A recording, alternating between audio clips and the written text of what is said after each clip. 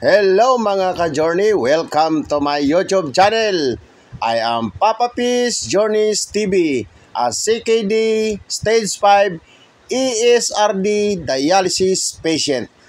Share ko lang sa inyo mga ka-journey yung isang araw ko sa pagdadialysis. Yung biyahe, kahit yung tawag nito, yung pagpunta sa dialysis, tapos yung pauwi, ang ganyan mga kaganapan sa aking dialysis.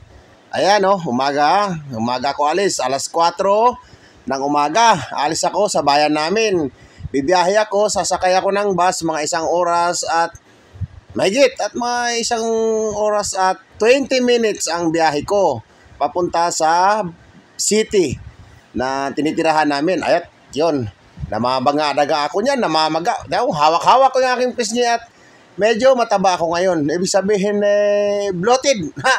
Maraming tubig sa katawan. Ganun po ang CKD patient na dialysis. Kapag hindi po na dialysis, medyo nasubrahan sa tubig at talagang mamamanas po kami. Yan po ang katotohanan sa dialysis. Pero laban lang. At yun, nakarating na ako sa Balanga City, mga ka-journey. At yan, nagtatricycle na ako papunta sa aking clinic o dialysis hospital. Hospital pala. Ayan, umaga na yan, mga ka-journey. Around, 5:30 ng umaga na. At sa madaling salita, ayun, nakapasok na ako sa center mismo at ako'y sasalang na. Andiyan na, nakaupo na ako sa aking trono at yan ang aking katabing machine na yun ang aking pagsamantalang kidney sa mga panahong ito. At ang aking kidney nga po ay hindi na gumagana. At yun, nagantay na lang po ako na matusukan na naman ng karayom na pakalaki at napakasakit. Pero wala, laban lang, test lang tayo mga ka-journey. At yan na nga, umpisa na ang cycle ng aking dialysis at paglilinis ng aking dugo. Yung bintana pala, natapat ako Nandiyan talaga yung tutok ng araw sa akin Kaya kung malamig, ay araw lang.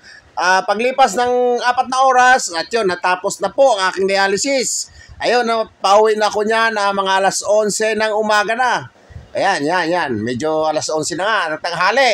At ako'y palabas na naman ng highway at sasakay na naman ako ng bus, mga ka-journey.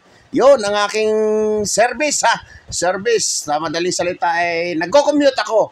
At yun, bago umuwi at tanghali na, at 1 oras mahigit ang biyahe, kakain muna ako sa kantin. At yan ang aking pagkain. 2 kanin, meron tayong fried chicken at meron tayong gulay, syempre, chop suey. Pagkatapos ko nga palang kumain, mga ka-journey, bumalik na ako doon sa bus stop, yung waiting area niyan. Diyan ako mag-aabang ng bus pabalik sa bayan namin at medyo matagal-tagal na rin ako nagantay.